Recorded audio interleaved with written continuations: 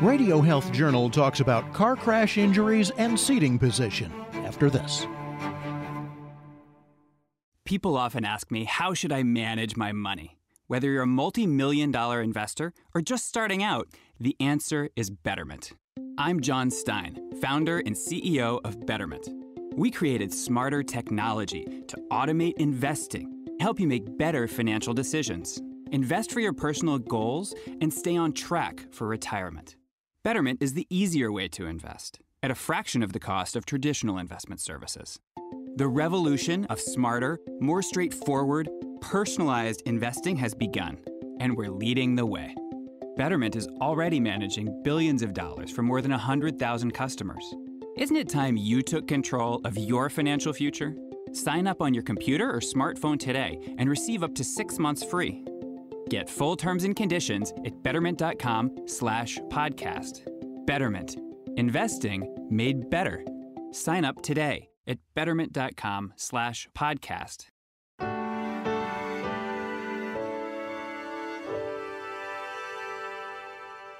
On a snowy night in late January, Megan Smingy of Elgin, Illinois, was on her way home from a family get-together when her car was hit head-on by a large SUV.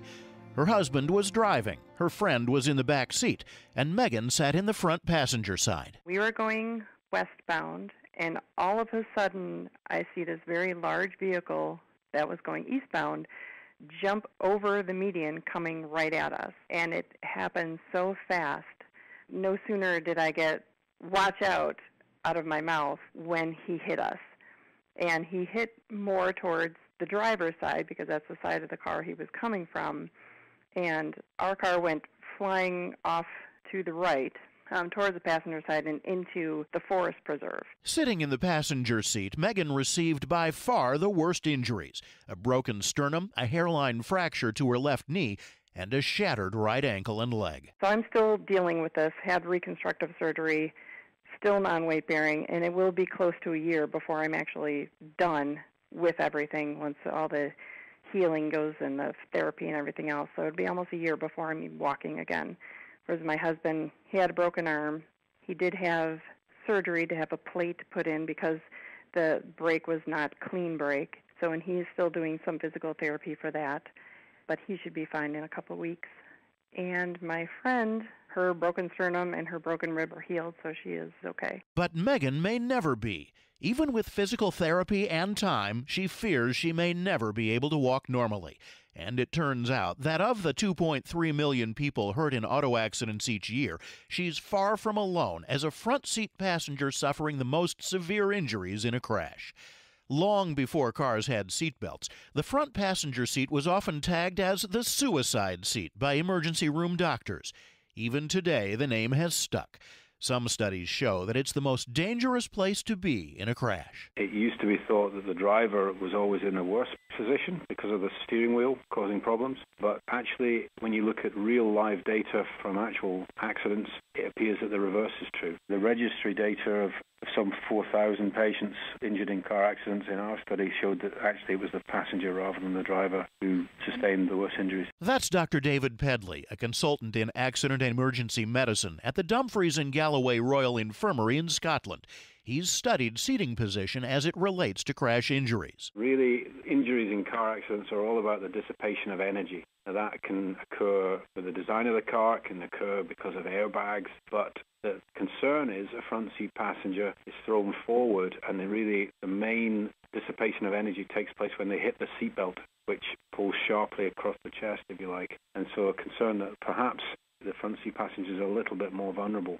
Equally, an airbag, if it's mounted in the steering wheel, is a little bit closer to the body. We're talking milliseconds, but the time it takes to deploy and start to dissipate energy is slightly faster than something mounted in the dashboard. Pedley says that in some accidents, drivers also have a brief time to react, and these split seconds can contribute to a higher injury rate for passengers rather than drivers. A driver who's in control of the vehicle is, of course, able to take evasive action, and your basic survival instincts kick in to the extent that you would protect yourself over your passenger, if you like. But no matter how the crash occurs, front seat passengers are prone to a few particular types of injuries. You have to realize you can have any kind of facial injury, all kinds of injuries to your neck, injuries to your chest and thorax, injuries to your abdomen, depending on just what you hit and how fast the car is going. That's Dr. Peter Cummings, Emeritus Professor of Epidemiology at the University of Washington in Seattle. In addition, of course, front seat passengers sometimes break their legs because their feet are on the floor and the floor may be pushing in against them. So it's an enormous gamut of injuries. Pedley adds that in addition to leg and foot injuries, front seat passengers can face severe trauma to their spine, head, and in rare cases, a rupture of the diaphragm. The front seat passenger, the energy is dissipated more rapidly rather than the driver, to the extent that you get flexion extension injury to particularly the cervical spine, so that the head is thrown forward to the limiting extent of the seatbelt, and therefore there's a sudden shock load placed on the cervical spine. And finding in a large registry that there's around double the incidence of cervical spine injury, rise from 3.3 to 6% between drivers and front seat passengers. That reaches what we'd call a significant difference between the two. And nowhere is this worse, Cummings says, than in a head-on crash. Most serious crashes where somebody's going to die are frontal crashes. The car is moving along and it collides with something in front of it, a tree or another car. The front seat passengers then have the problem that they can easily be ejected out the front seat window. And in addition, even if they remain in the car, the force, the energy with this frontal crash is transmitted to them. You know, they can collide with the dashboard, the steering wheel, anything in the front of the vehicle. I just think that frontal collisions are more common than side collisions, but you don't want to be in either a frontal or a side collision. In some ways, a side collision is actually more dangerous than a frontal collision, because with a frontal collision, you have some crush space between yourself and the vehicle. In a head-on collision, in a side collision, there's just you and the door and window. That's Dr. Elisa Braver, an adjunct associate professor in epidemiology at the University of Maryland School of Medicine in Baltimore.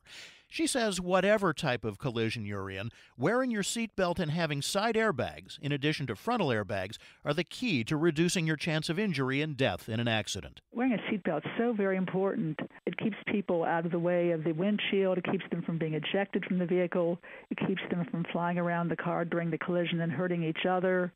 I can't state too strongly how important seatbelts are. They're the most effective safety measure in any car.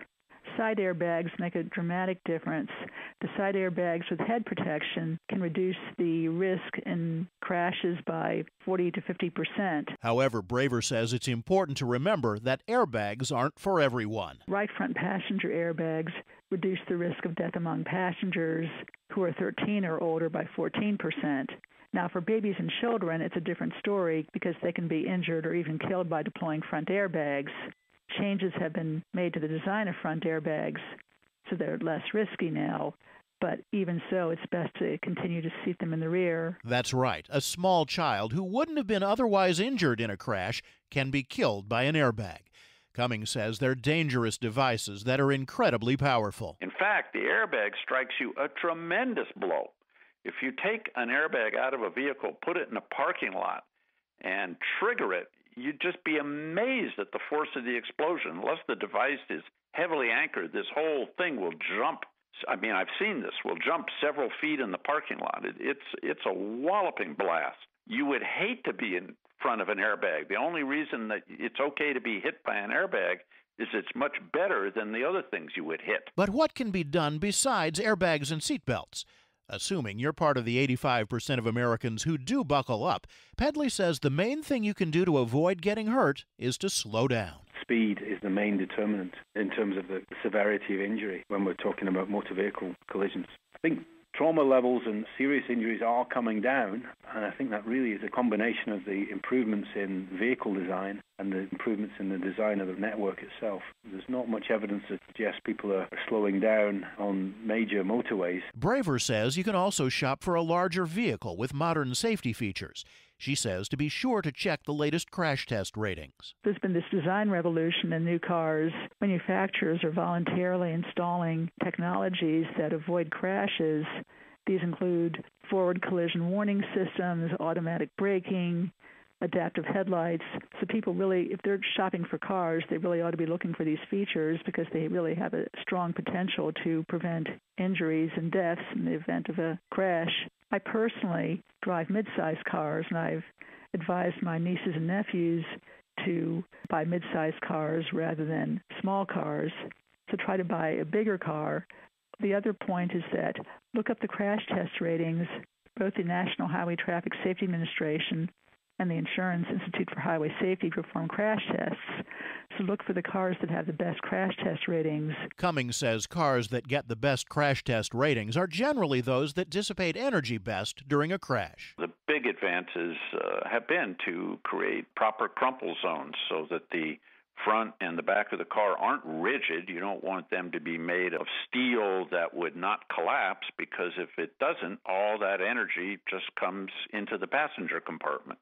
You want them to absorb the energy. Imagine if you were crashing into something, but you had some kind of big cushion in front of you that could collapse before you hit the object. Well, that's what the front and back of modern cars do. But if you want to see how far we might go, Cummings says to look at NASCAR. Drivers typically reach speeds around 200 miles per hour during races, yet are often able to walk away after a crash. One safeguard that protects drivers is the 5-point harness. They're typically restrained with a seatbelt that's far more advanced than the ones we have in ordinary passenger cars. The belt actually holds them down with a strap that's between their legs, that goes off to the side, and that goes over both shoulders, and as you know, is even attached to their helmet. They are held in that seat. It's an astonishing bit of technology. They do not have airbags, as far as I know, in any of these race cars. The 5-point harness holds race drivers tightly in their seats during a crash and spreads out the force over a wider area, resulting in less injury. But Cummings says manufacturers likely haven't installed the belts in passenger cars because consumers may see them as a nuisance. They take more time to strap in and limit movement. So if we want to be safer, we may have to accept some compromise. For more information about all of our guests, as well as archives of our segments, visit our website, radiohealthjournal.net. You can also find our shows on iTunes and Stitcher. Our writer-producer this week is Amira Zaveri. I'm Reed Pence.